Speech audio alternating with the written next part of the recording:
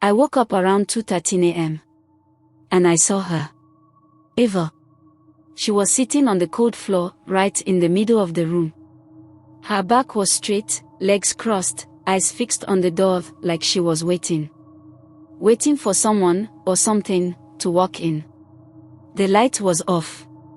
Just moonlight coming through the window. It lit up half her face. The other half, completely swallowed in shadow. She didn't blink. She didn't move.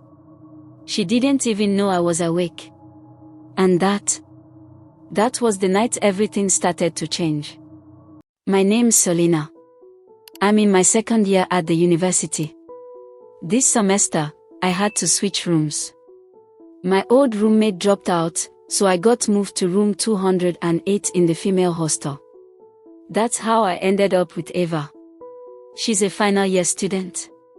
Older than me. Quiet. Always in the room. From the very first day, I could tell, this girl had seen things. She had that kind of silence that feels heavy, like it's hiding something. She didn't talk much. Didn't smile either. Just kept to herself. We weren't exactly friends. But we had this unspoken understanding. She was neat. Always arranging stuff, keeping her side of the room clean.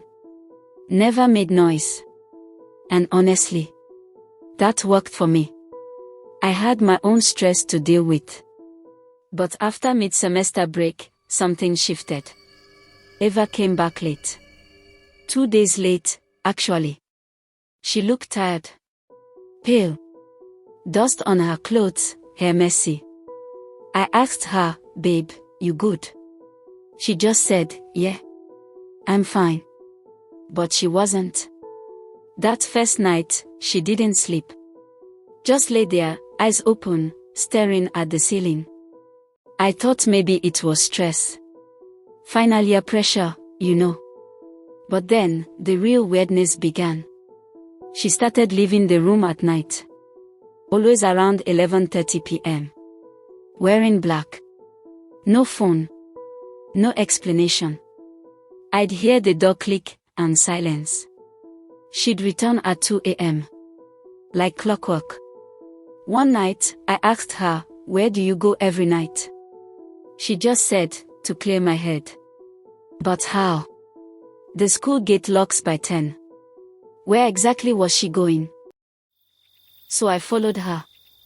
I waited for her to leave, then threw on my hoodie and slippers and snuck out quietly.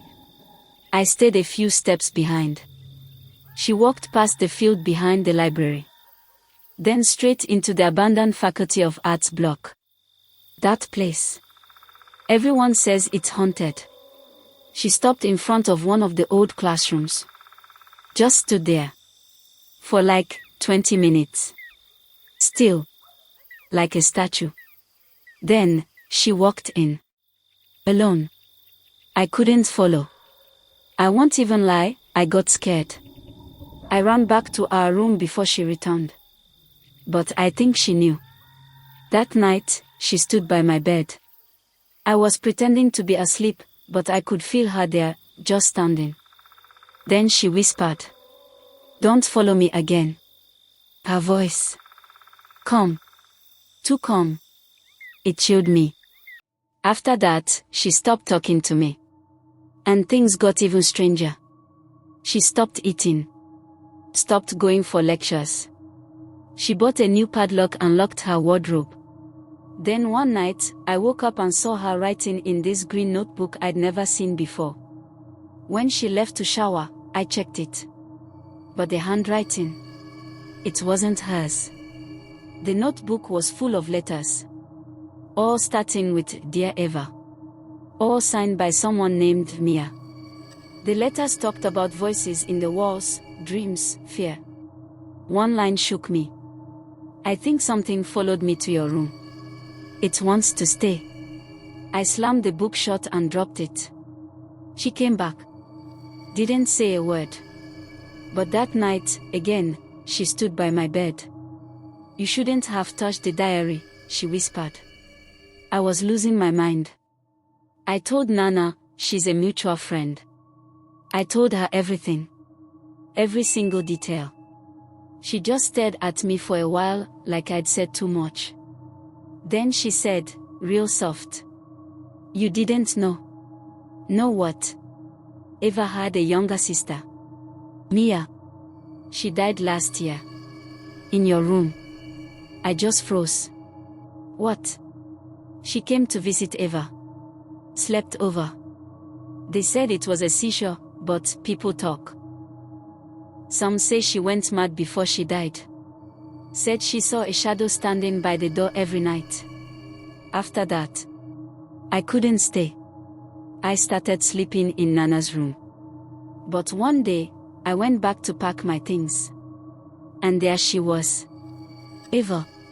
Sitting on the floor again. Same spot. Same position. Facing the door. But this time, she was crying. No sound. Just tears running down her face. I asked, Eva, what's going on? She looked up slowly and said, she won't leave. Who? Mia. She thinks you're the one who took her place. My heart dropped. I backed away, grabbed my bag, and left. That night, I didn't sleep in the room. I reported it the next day. The school moved me to a different hostel before evening. Eva never came to class again. Last I heard, her parents took her home. She doesn't talk anymore. They say sometimes she just sits by the door and stares all night. I still think about her. And sometimes, I wonder if that shadow followed me instead. Because lately, I've been waking up around 2:13 a.m. Every night. Same time.